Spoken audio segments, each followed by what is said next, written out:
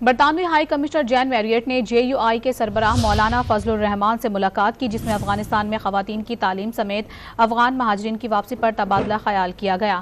مزید تفصیلات حاصل کریں گے ڈان نیوز کے نمائندے عبداللہ محمد سے۔ عبداللہ، بتائے گا اس حوالے سے کیا تفصیلات ہیں؟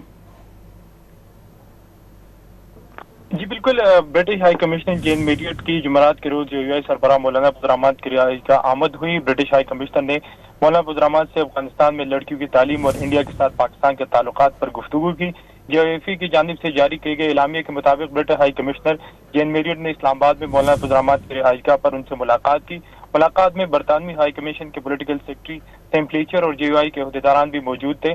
JUI کی جانب سے جاری کئی اعلامیے کے مطابق دونوں نے افغانستان میں خواتین کی تعلیم سمیت افغان مہاجرین کی واپسی پر تبادلہ خیال کیا۔ اعلامیے کے مطابق برطانوی ہائی کمیشن نے افغانستان میں خواتین کے تعلیم کے حوالے سے مولانا فضل الرحمان سے تعاون کرنے کی اپیل کی۔